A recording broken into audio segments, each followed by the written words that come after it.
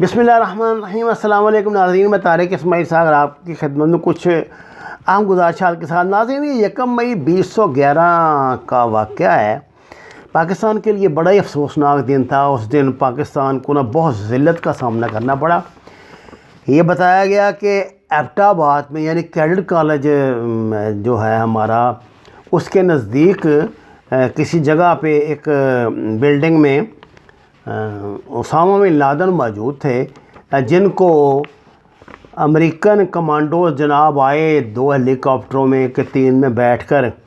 اور ان کو اٹھا کر لے گئے، اور بڑی لمبی ایک ڈرامے بازی۔ ایک ہیلی کاپٹر ان کا وہاں خراب ہو گیا تو وہ وہیں گر گیا، اس کو چھوڑ گئے، باقی 2 میں بیٹھ کے بھاگ گئے،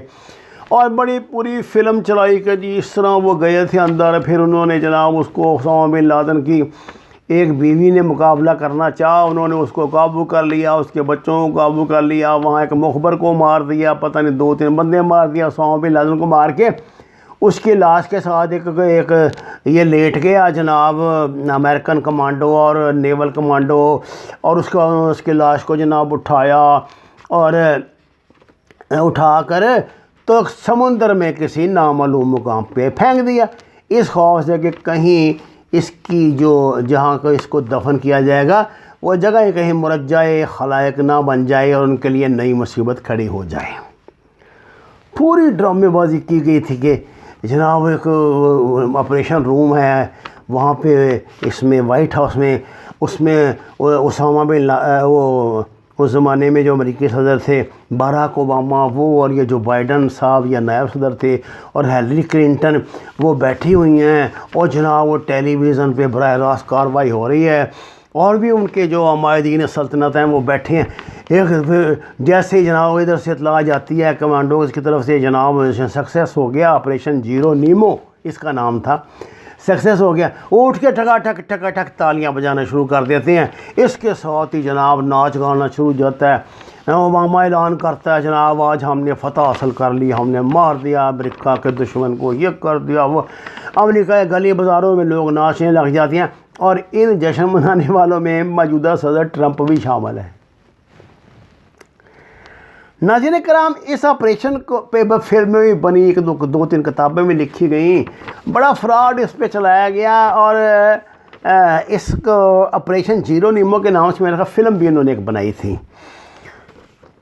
اللہ غنی کا رحمت کرے، جنرل حمید گل صاحب سے میری 1 جون کو جیسے میرا رابطہ ہوا، میں نے پوچھا جناب یہ تو بڑی ذلیل حرکت ہے کہ یار وہ آئے اور ہم بندروں کی طرح مطلب درخت پہ بیٹھ کے آنکھیں موند کے سوتے رہے، اور اٹھا کر بھی لے گئے، اور ان کا ہیلی کاپٹر بھی گر گیا، تو کسی کو پتہ ہی نہیں لگا یہ کیا۔ انہوں نے مجھے بتایا کہ یہ سب ڈرامے بازی ہے۔ جب میں نے ان سے یہ سوال کیا، میں نے کہا جناب اگر پاکستان کا صدر اس زمانے میں زرداری تھا، صبح کے 8 بجے مبارکباد دے رہا ہے اس آپریشن کی کامیابی پر امریکن صدر اوباما کو، تو اس کا مطلب یہ ہے پھر یہ ڈرامے بازی مل کر ہوئی ہے۔ اس سوال پر جناب حمید گل نے فون پر تھے، میں سامنے تو ہم تھے نہیں، خاموشی اختیار کی۔ کچھ روز بعد میری پھر ملاقات ہوئی تو میں نے جنرل صاحب سے پوچھا، میں نے کہا جناب آپ بتا ہی دیں کوئی بات نہیں۔ انہوں نے کہا بھائی بات یہ ہے اسامہ تو جو ہے نا وہ ایسے 5 سال پہلے مر چکا ہے۔ میں حیران ہے، میں نے کہا یار، میں نے کہا سر لیکن اس کے نام سے تو سرگرمی، اس کے نام سے جناب وہ چل رہی ہیں، اس کی کیسٹیں چل رہی ہیں، اس کے پیغامات چل رہے ہیں، اس کے آرڈر چل رہے ہیں، اور اس کی یہ جو وہ تھی القاعدہ، یہ جناب اس کے نام سے کارروائیاں ہو رہی ہیں، اور یہ ہو رہا ہے وہ ہو رہا ہے۔ انہوں نے کہا کہ سب نا یہ آئیواش ہے، یہ مطلب کوئی ریکارڈڈ چیزیں ہوتی ہیں پہلے سے، جو کچھ کا انٹیلیجنس کے لوگ اس گیم کو سمجھتے ہیں سارا کچھ۔ اچھا، اس بات کا مجھے پتہ تھا 2005-6 میں کہ اسامہ بن لادن کا ڈائلیسس ہوتا ہے۔ یہ مجھے کیسے پتہ تھا؟ ان دنوں اس کا نا کوئی یہ جو لشکر جھنگوی کا کوئی پکڑا گیا تھا، 2-3 ان کے بڑے اہم لوگ پکڑے گئے تھے، تو میں ہمارا نوایاگڑھ کا کرائم رپورٹر تھا اس زمانے میں، وہ جو امریکہ چلا گیا وہ جعفری تھا. میں نے کہا ان دنوں میں ٹیررزم پہ خاصا کام کر رہا تھا. میں نے کہا یار یہ ذرا ہمیں ملاقات تو کراؤ, یہ کرو وہ کرو. تو جعفری صاحب مجھے ایک جگہ پہ لے گئے جہاں پہ یہ لوگ موجود تھے, ان کی تفتیش وغیرہ ہو رہی تھی. تو ان کے چونکہ تعلقات تھے, کرائم رپورٹر تھے نوائبہ کا تھے, اور ان دنوں نوائبہ کا بھی تھا, آج والا تو نہیں تھا. میں ملاقات کرائی تو مجھے وہ کمانڈر ہی تھا ان کا, اس کا مجھے نام نہیں, معاف کیجیے, یاد رہے. میں نے اس سے جو بات کی, میں نے کہا کہ یار یہ اسامہ بن لادن کا بھائی کیا مسئلہ ہے. اب تو 9/11 کے بعد وہ خاصے جو ہے القاعدہ تو ختم ہی ہو گئی, بھاگ دوڑ میں بندے ان کے پکڑے جا رہے ہیں, ٹھک وہ دے رہے ہیں امریکہ کو. اس نے مجھے بتایا کہ اسامہ بن لادن جو ہیں ان کا تو ڈائلسس ہو رہا ہے, وہ تو گردے کے, ان کو تو گردوں کا بہت خطرناک پرابلم ہے, اور چونکہ مواقع نہیں مل رہے تو علاج نہ ہونے کی وجہ سے ان کی حالت بڑی نازک ہے. اچھا, اس نے ہمیں یہ بھی انکشاف کیا, جعفری اس بات کا گواہ ہے, اس نے یہ بھی کہا کہ جناب اسامہ بن لادن کا تو علاج ایران میں ہو رہا ہے. میں بڑا حیران ہوا, میں نے کہا یار وہ تو شیعہ اور وہ اہل حدیث. اس نے کہا نہیں ایسی کوئی بات نہیں, ان معاملات میں نا مشترکہ دشمن پہ سارے اکٹھے ہو جایا کرتے ہیں, ایران کا بھی امریکہ دشمن ہے, ان کو بھی دشمن ہے. خیر, تو جب یہ خبر آئی, میں اس زمانے میں شاید واحد تو میں نہیں کہہ سکتا, خیر اور لوگوں نے بھی یہ بات کی تھی. میں نے وہ نوائب, اگر آپ 1 مئی 2-3 مئی یعنی مئی کے بعد کا جو ہفتہ ہے نا, اس میں نوائبت کی فائلیں دیکھیں 2011 کی, تو میں نے اس پہ شک ظاہر کیا تھا.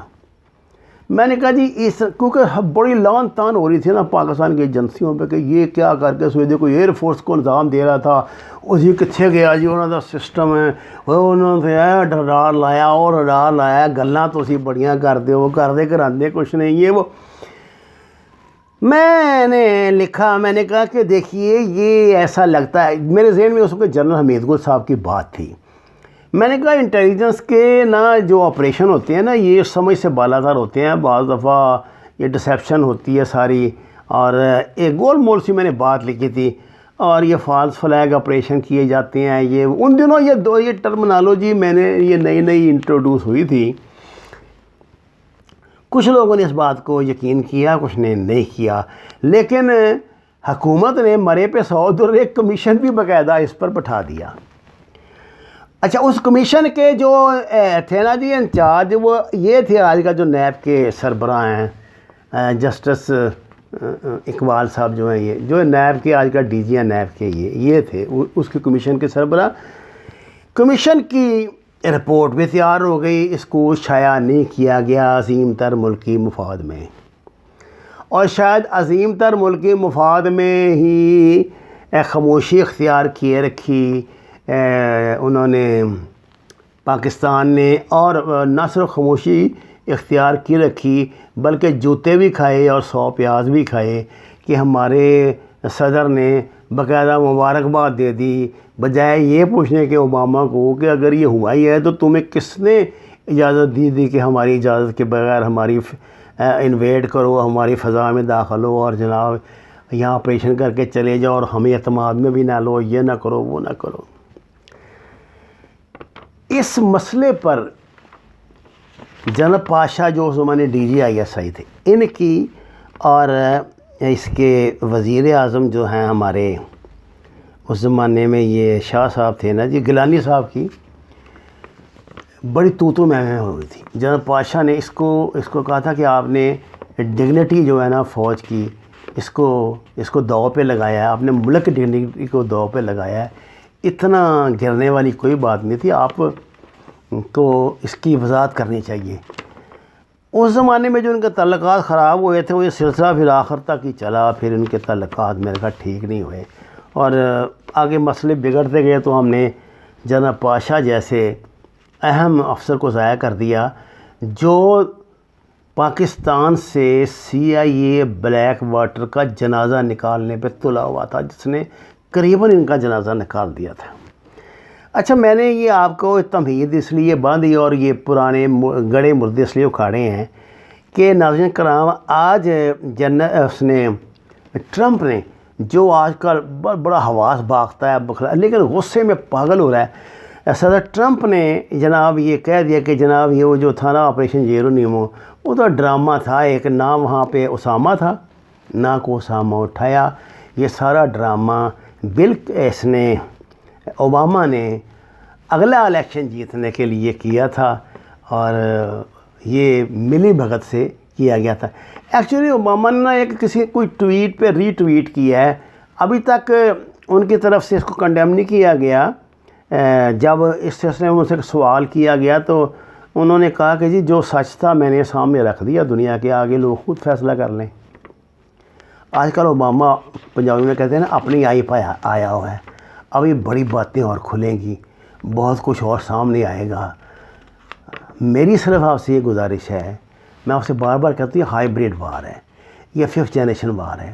اس میں جو دکھایا جاتا ہے وہ ہوتا نہیں اور جو ہوتا ہے وہ دکھایا نہیں جاتا۔ میں آپ سے بار بار کہتا ہوں فوری طور پہ فوج کو گالی نہ دیا کریں، فوری طور پہ کوئی رائے قائم نہ کیا کریں جب تک کہ آپ کو واقعات کا پس منظر اور پیش منظر نہ معلوم ہو۔ ناظرین کرام، درخواست ہے کہ ہمارے چینل کو سبسکرائب کریں، لائکس دیں اور سچ کے سفر میں ہمارا ساتھ دیں۔ آپ کا بہت شکریہ۔